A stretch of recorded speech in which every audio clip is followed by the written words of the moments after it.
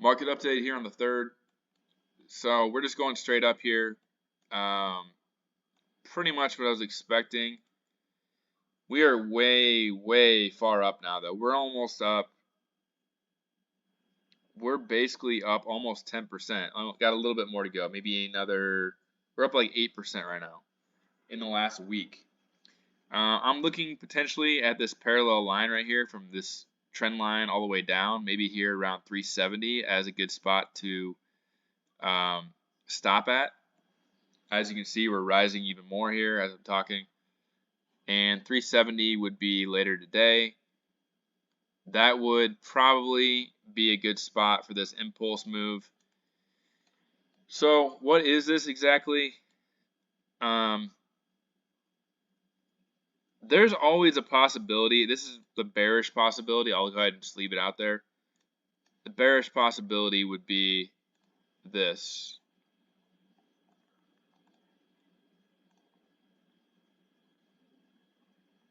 And then that would probably be a running flat. And I saw some other Elliott Wave guy, he brought that up, but I don't think that's going to happen. I think we're going to keep on going higher, but that is a possibility because this is an ABC structure and it didn't go all the way to the 1.61 fib. So again, on a expanded flat, which this would be, well, running flat. A running flat just means that the C wave finishes below the A wave end. So we didn't quite make it to the 1.61 fib. So it's still possible that this is a C wave of a running flat, in which this would be like this, basically. And then we would come down here. So it's something to be aware of. I don't think that's going to happen, but it's something to be aware of. You never know. We can consolidate for a little bit, maybe come down here into the end of the middle of the month. And then we have that government shutdown thing on the 17th, I want to think. And if that were to happen, then that would probably be enough of a catalyst to get us down here. So it's something to keep your eye on. We'll see what kind of structure we get when we actually consolidate. But as of now, I'm just treating this as like that, even though it does not look like a finished structure. So I will give that guy this, that this does not look like a very good finishing structure. My best guess was WXY on that. So if this is a C wave of an overall, it would be a B wave at that point. This would be A. Then there is still a possibility. The running flats typically go to the 0.78 fib, so you're looking at 372 though. So you're looking at more upside here short term. And then we'd be looking for probably down here to 335. So I'll leave that open. It kind of just depends on what happens after we consolidate. Like I said in the past videos, I'm pretty bullish though, and I think that we're probably going to have a few, we're going to have some pullbacks within the next couple of months into the end of the year. But I'm pretty bullish from here. This fourth wave, or whatever it is taken long enough. So we'll just look and see what happens on the pullback, basically. On SPY, though, it's completely different. So on SPY, this would have to be, again, a diagonal first wave or A wave. However, we just made a straight up line, so that has to be the A wave. So that kind of takes away the theory that this could be a running flat, because this is going to have to go like this. And if I zoom in here, I'm just going to see if there's any way possible this could be a B wave or be an ABC complete. I don't see it. I see it as an impulse move, so we're probably going to get a pullback and another move higher.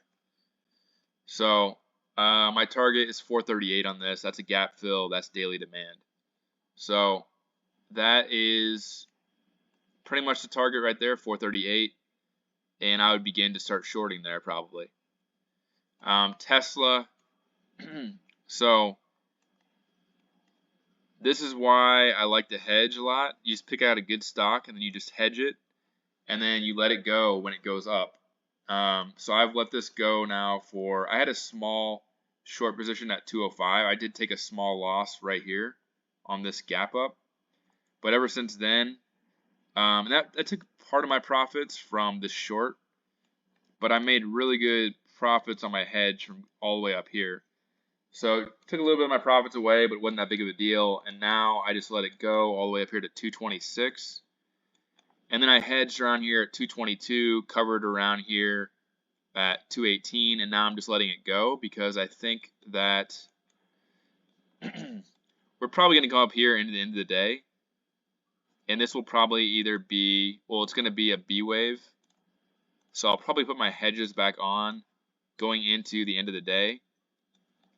Because I see this as a wave.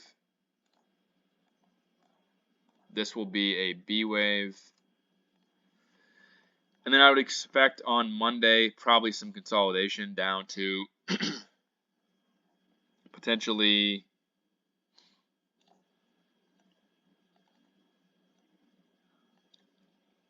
maybe down here to like 213, 214. But if this is complete right here, this first wave is complete, then I'm looking for a minimum pullback of, excuse me, minimum pullback of 210 all the way down here to 201. We have a gap fill at 206. So the reason that I covered my put position earlier was because we hit this demand zone and we filled this gap. So I'm just waiting to put those hedges back on here probably at the end of the day, unless something changes. Unless this ends up being like a first wave, this ends up being a second wave, which I don't think is going to happen because there's a lot of 220 puts. So anyway, basically I'm just looking for some consolidation over the next couple of days to a week or whatever. And then this is going to end up being either ABC. Let's just see where the 1.61 fib is. And the 1.61 fib is right above that gap fill at 242. So even if we come all the way down here, I'm expecting a C wave higher minimum, potentially a third wave as well, up to 242. So that's pretty much what I see on Tesla.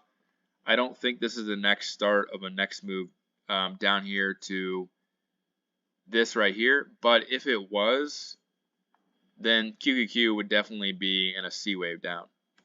So I'm putting my hedges on though at the end of the day anyway, so it doesn't really matter to me. If it does go to 185, then I'll just be hedging all the way down, and I'll make money that way. So that's pretty much what I'm looking at for Tesla. Just looking for retrace into the end of the day, and then another move down probably next week. Let's go over Apple.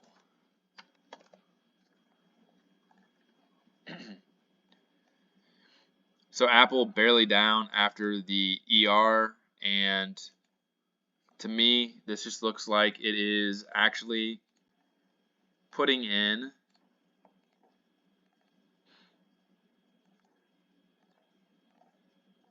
I'm just making sure. I think probably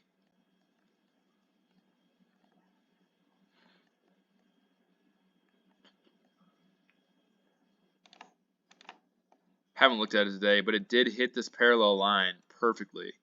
So that's something to watch out for. It might have started a new downtrend down to here.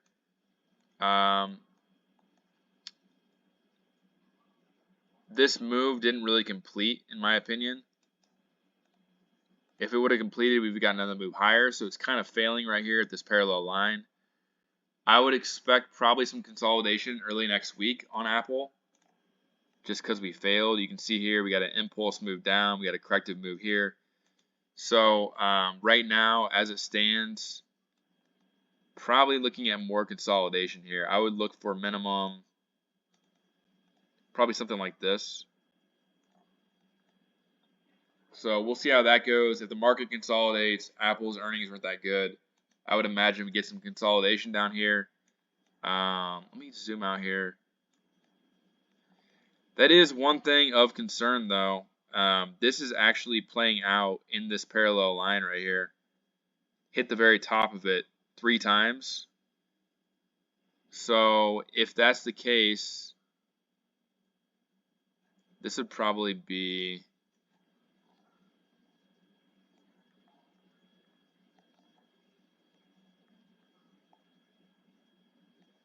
potentially something like this. Maybe it comes back down here to 164 when we consolidate in the overall indexes. But yeah, right now just holding up because I mean everything's up and the indexes are holding up. So look for some more consolidation probably in Apple next week.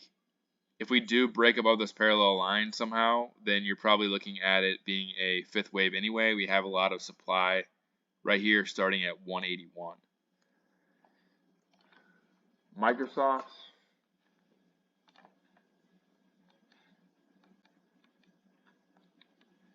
So Microsoft up here higher.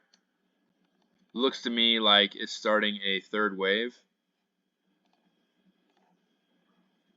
And if it is starting a 3rd wave here, then we're probably going to be looking for this to be just wave 1 of 3. And then get wave 2 back down here, maybe around 340. And yeah, that's pretty much all there is to say about that one. It looks like it probably is starting a big move higher, but we will see. That's pretty much all I see on it right now.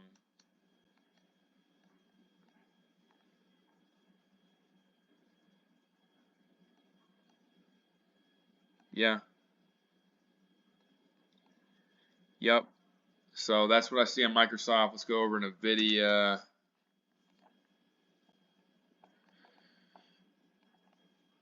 So NVIDIA is just going for the gap fill up here at 455. It's almost there. Another reason why the market's probably going to consolidate is this came down here, hit 395, bounced out of it.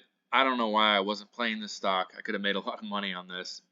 It worked out exactly as I had planned. But this is probably actually the 5th wave right here somehow. This looks to me, or no, it's probably right here. It looks to me like an ABC consolidation with a huge C wave higher. So that's something to look out for as well. This is just a lower high right here. We're probably looking at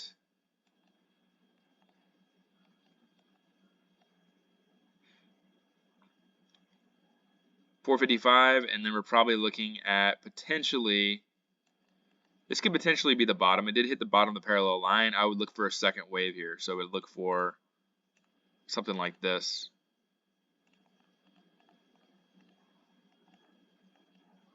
And there's a gap somewhere in here. So you can just see where it's probably going to consolidate to is 423. So we're almost there for consolidation to take place. I would probably be hedging your positions if you're long, which I'll be doing on Tesla later. And I own a little bit of Apple. Amazon is been done for a while, in my opinion. It's just kind of sitting up here. This is probably wave 1 as well. So we have wave 1 here, looking for a pullback. And this can go down here to 133. There's a gap here at 128. And there's a gap here at 120. So again, probably looking at something like this. We have a gap fill up here at 163. Meta. This chart's always the most annoying one to look at. This could be just the end of wave C, I guess.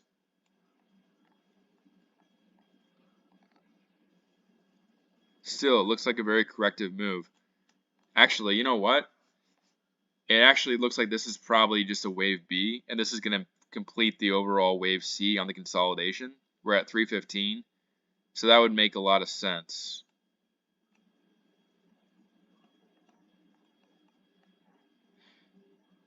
Yeah, pretty much what I see. I think maybe it's going to come back down here to 265. So one thing that is very telling also is the VIX. VIX finally came down here into daily demand today. So we might just get a little bounce out of here and then start coming down here even farther. It looks like a third wave if you're using Elliott wave on the VIX. Broke the parallel line, huge move lower, maybe a small bounce up here to 16, 17, and then another move lower. So that is not good for the bears. And the dollar is, whoa, a dollar just fell right through my target. And you know what? This might be a wave one. Might be. Even though it looks very corrective, it might just be a wave one. And in that case, you can kind of disregard everything I said about ABC, the timing of it, because that only works for this corrective move. Now we're just looking at the third wave. If this is a third wave, we're looking for it to go all the way down to 104.42. We're at 104.95, so that probably could happen early next week. And then bounce and then come a little bit lower here and then finally get a pullback. So, I mean, the pullback should happen early next week, but maybe it won't. Maybe it'll be like Monday or Tuesday and let the dollar finish off this move. Again, the target on the dollar, if that was the top right there, the target of the dollar is down here at 93. And that should happen by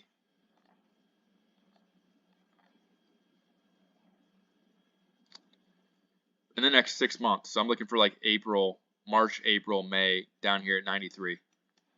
Can draw a parallel line here.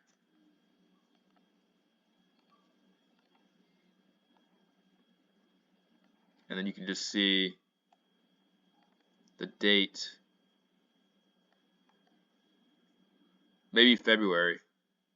So we're basically just going to fall off a cliff on the dollar over the next 4 or 5 months, which is not good for our purchasing power, but stocks should be going up, so that's good.